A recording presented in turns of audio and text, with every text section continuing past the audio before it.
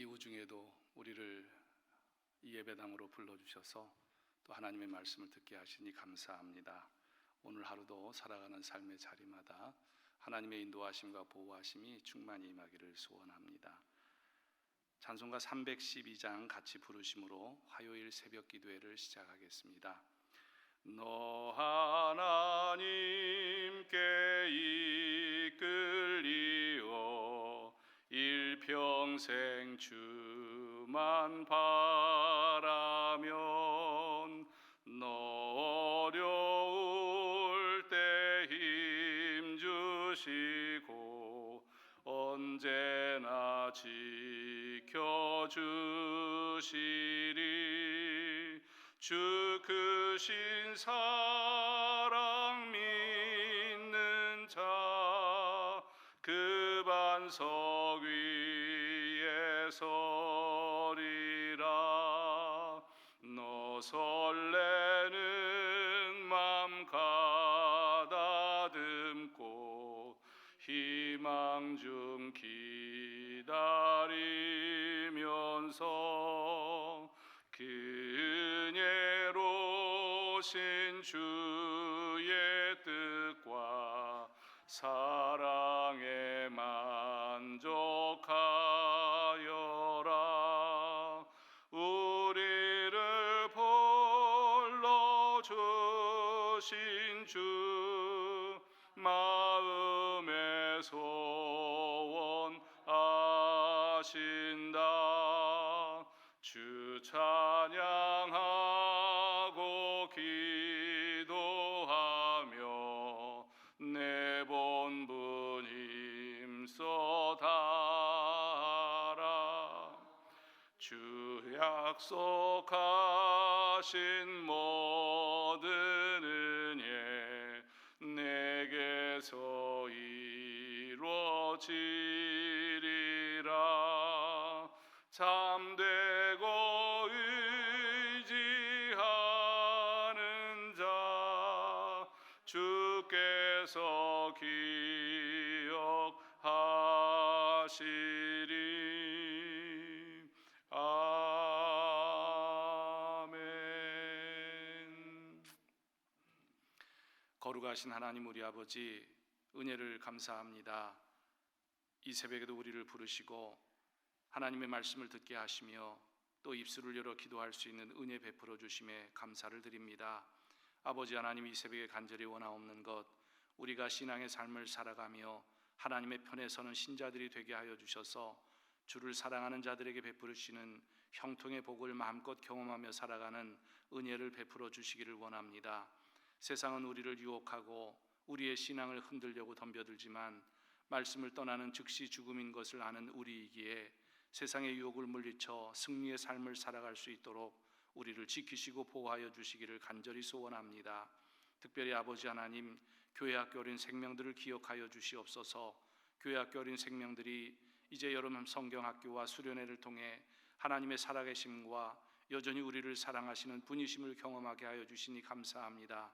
이들이 살아가는 날 동안 하나님만이 인생의 전부인 것을 알아가는 은혜를 베풀어 주셔서 하나님의 나라, 하나님의 뜻을 이루는 귀한 도구들로 사용하여 주시되 동천 공동체의 든든한 일꾼들이 되게 하여 주심으로 하나님의 역사를 감당하는 은혜를 허락하여 주시기를 원합니다.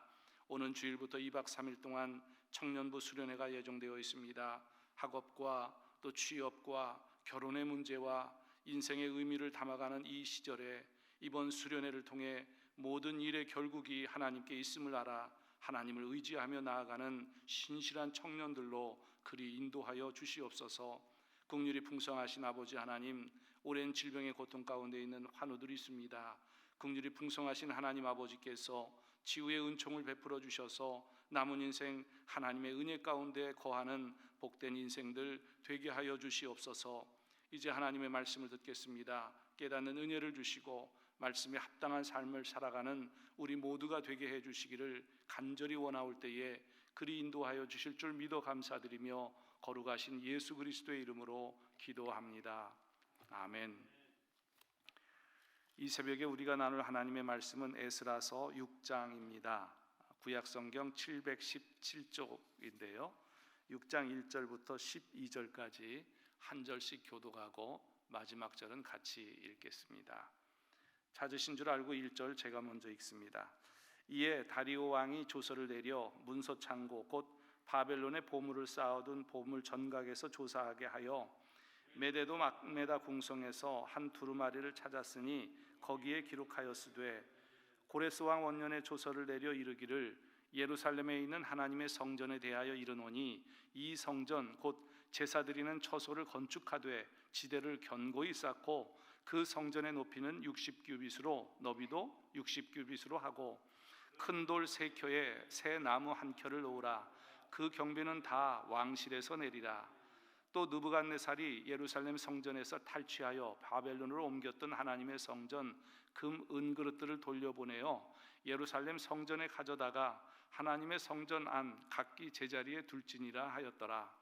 이제 유브라데 강 건너편 총독 다뜨네와 스달보스네와 너희 동관 유브라데 강 건너편 아바삭 사람들은 그곳을 멀리하여 하나님의 성전 공사를 막지 말고 유다 총독과 장로들이 하나님의 이 성전을 제자리에 건축하게 하라. 내가 또 조서를 내려서 하나님의 이 성전을 건축함에 대하여 너희가 유다 사람의 장로들에게 행할 것을 알리노니 왕의 재산 곧 유브라데 강 건너편에서 거둔 세금 중에서 그 경비를 이 사람들에게 끊임없이 주어 그들로 멈추지 않게 하라.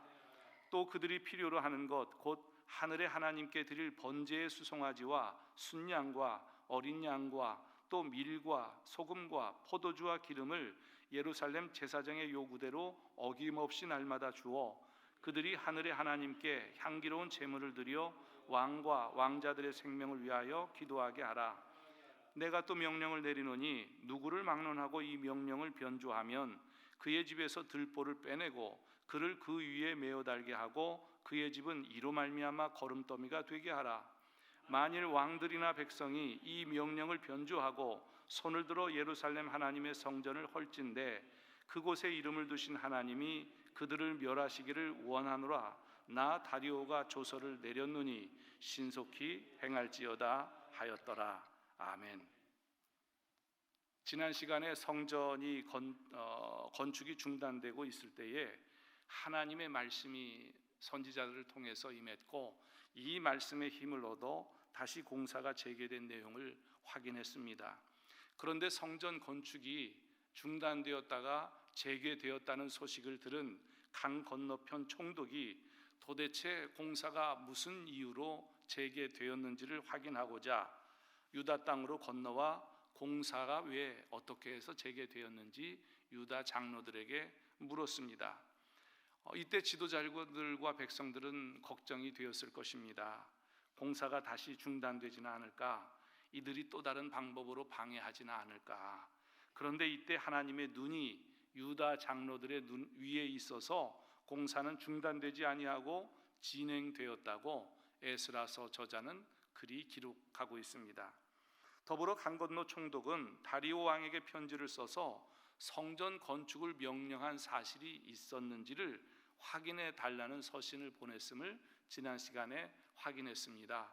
오늘 본문 이에라는 말이 바로 이것입니다.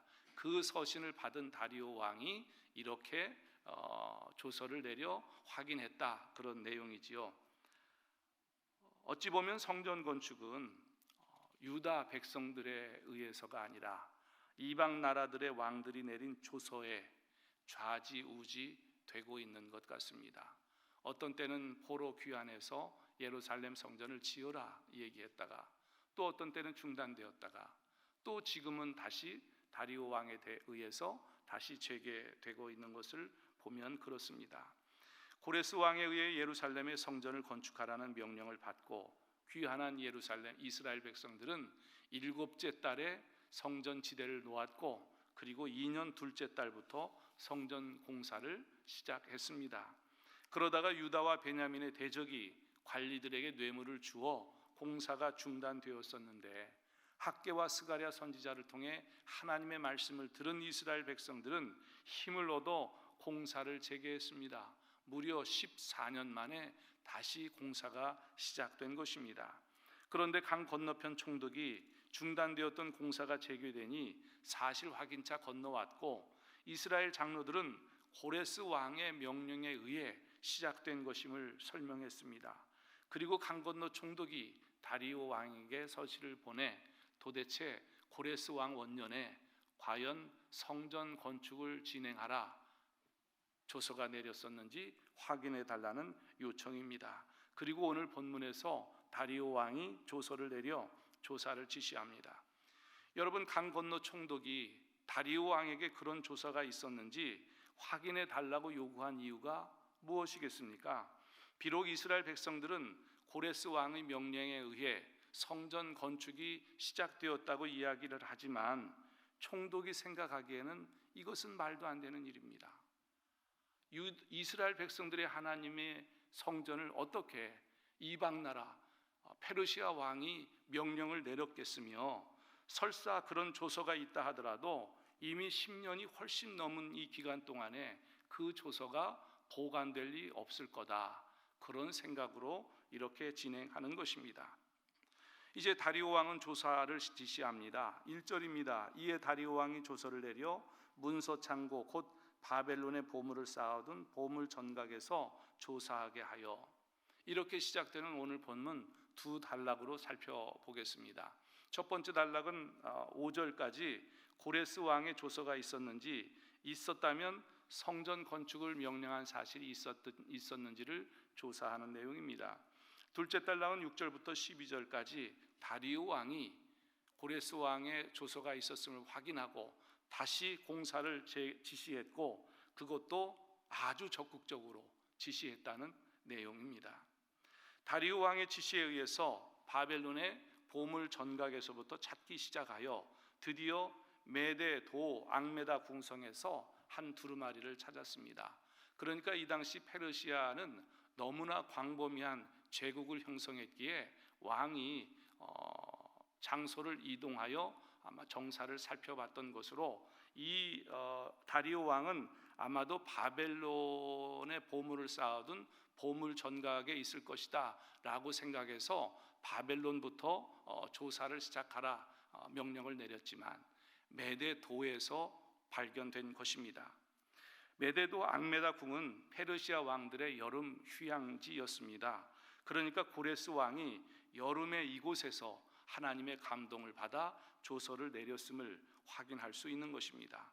그런데 새로운 사실을 알 수 있게 되지요. 우리가 에스라서 1장을 묵상하면서 예루살렘의 성전을 건축하라 하는 고레스 왕의 조서에서 성전의 크기가 어느 정도인지는 확인할 수 없었지만 오늘 본문에는 구체적으로 그 크기가 기록되어 있습니다. 3절 하반절을 보면 성전의 높이는 60규빗입니다. 너비도 60규빗입니다. 여러분, 60규빗 약 90피트 27m 정도 됩니다. 이 크기가 물론 27m가 어느 정도 크기는 알 수 있겠지만 우리가 솔로몬의 성전이 어느 정도 크기였는지를 비교해 보면 고레스 왕이 지어라 알았던 이 성전의 크기가 얼마나 대단한 건지를 확인할 수 있습니다.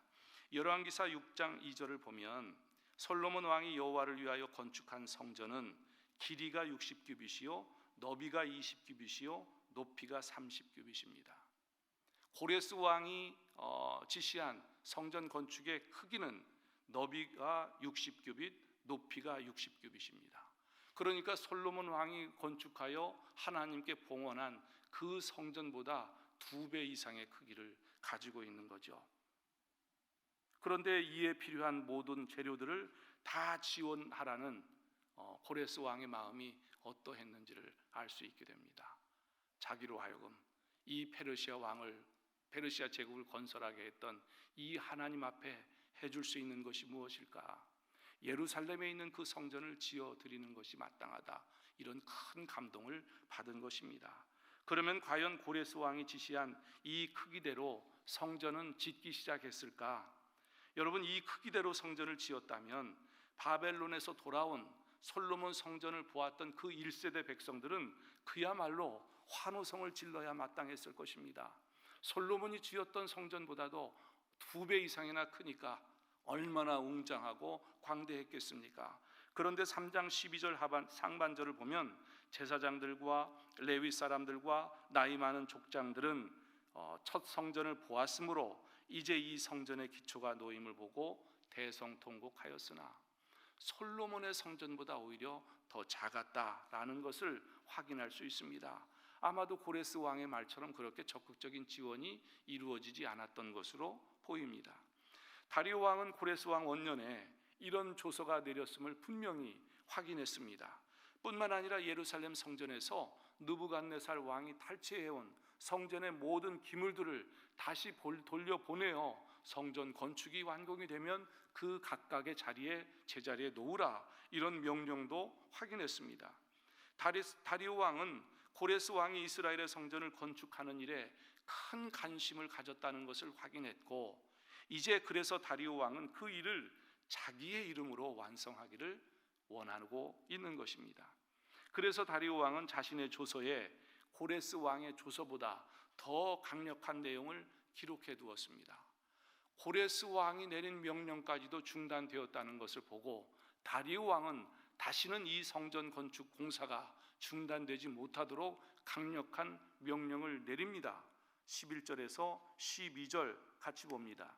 내가 또 명령을 내리노니 누구를 막론하고 이 명령을 변조하면 그의 집에서 들보를 빼내고 그를 그 위에 메어 달게 하고 그의 집은 이로 말미암아 거름더미가 되게 하라. 만일 왕들이나 백성이 이 명령을 변조하고 손을 들어 예루살렘 하나님의 성전을 헐진대 그곳에 이름을 두신 하나님이 그들을 멸하시기를 원하노라. 나 다리오가 조서를 내렸느니 신속히 행할지어다 하였더라.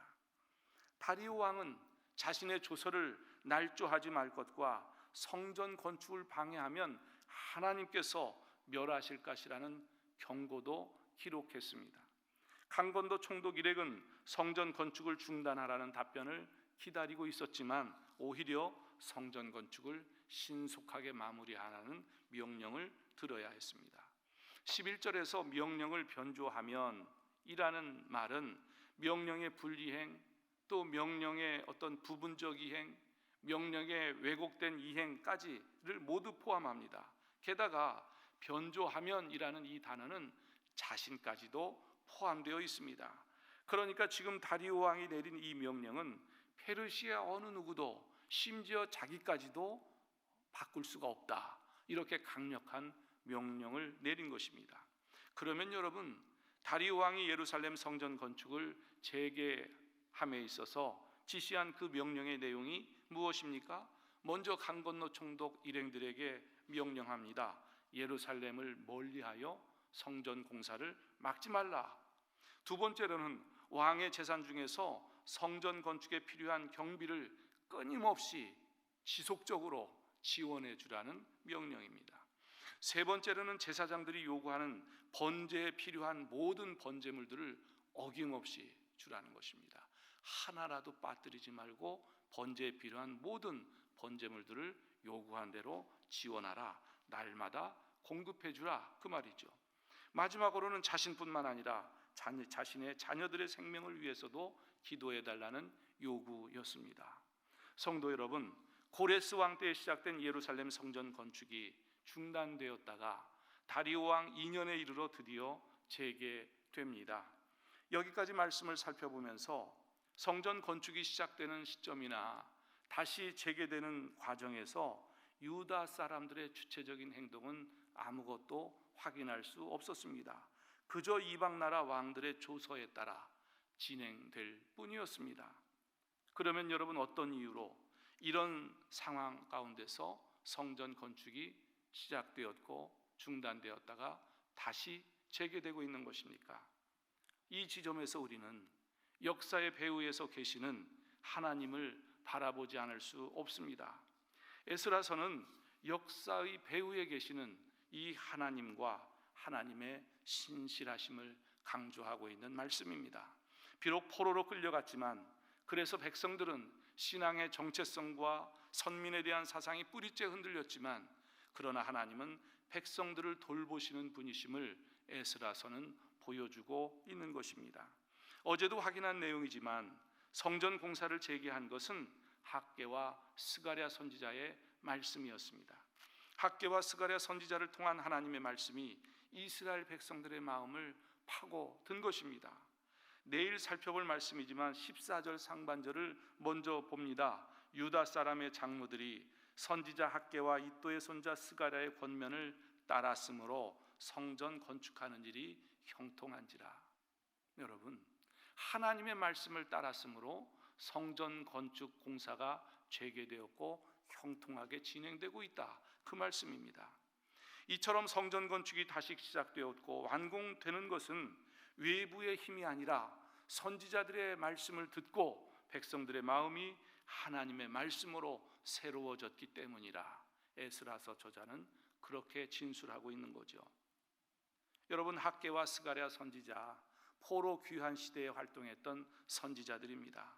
특히 학개는 어제도 살펴본 것처럼 이 성전 건축 중단이 외부에서 그 이유를 찾은 것이 아니라 백성들의 마음에 있음을 지적한 것을 오늘 학개서 1장 9절 하반절에서 다시 한번 확인해 보겠습니다.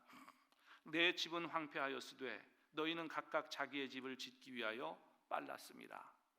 하나님께서 얼마나 강하게 이스라엘 백성들을 질책하고 있는지 모릅니다. 그래서 여러분, 에스라서 6장 이후부터는 후반부에 가면 성전 건축보다 더 중요한 것은 이스라엘 백성들의 하나님을 향한 신앙을 회복하는 것입니다. 그것을 강조하고 있는 거죠. 그러니까 여러분, 눈에 보이는 성전 건축을 통해 눈에 보이지 아니하는 하나님을 향한 신앙을 회복하는 것, 이것이 에스라서를 통해 우리에게 말씀하시는 하나님의 마음입니다. 여러분, 성전이란 단어를 들으면 어떤 그림이 그려지십니까? 에스라서가 기록된 이 시대의 성전, 바로 건물 그 자체를 의미합니다. 그곳에서 하나님께 제사를 드리고, 그곳에서 하나님을 향하여 마음을 드리고, 그곳에서 하나님의 제사함을 받습니다. 그러나 여러분, 예수 그리스도가 이 땅에 오셔서 십자가에 달려 죽으시고 부활하시고 승천하셔서 지금 우리와 함께 동행하시는 이 성령의 시대에는 성전은 바로 우리 자신입니다. 우리 안에 이미 하나님께서 좌정하시고 임재하시기 때문입니다. 그러면 여러분, 에스라서가 제기하고 있는 이 성전 건축의 재개는 우리에게는 어떤 의미가 있습니까? 하나님의 말씀으로 우리를 새롭게 하는 것입니다. 하나님의 말씀으로 우리의 삶을 변화시키고 우리의 삶 속에서 말씀을 실천하여 말씀의 증언자들이 다 되는 것입니다. 그러니 여러분, 이 새벽에 우리가 기도할 것은 말씀을 굳게 붙들게 하여 주시옵소서. 어떤 상황, 어떤 경우를 겪는다 하더라도 이 세상의 비신앙적인 것들로 우리를 유혹할 때에도 넘어가지 아니하고 말씀만 붙드는 우리 모두가 되게 해달라고 이 시간 기도하는 것이 마땅합니다. 이 내용으로 기도하시고 가지고 나온 기도 제목으로 기도하시다가 귀가하시기 바랍니다. 한 가지 교회 앞에 안타까운 소식을 전합니다. 41구역 전재녀 집사님께서 어제 별세하셨습니다. 자세한 내용은 교회에서 안내하는 공지를 확인하시기 바랍니다. 기도하겠습니다.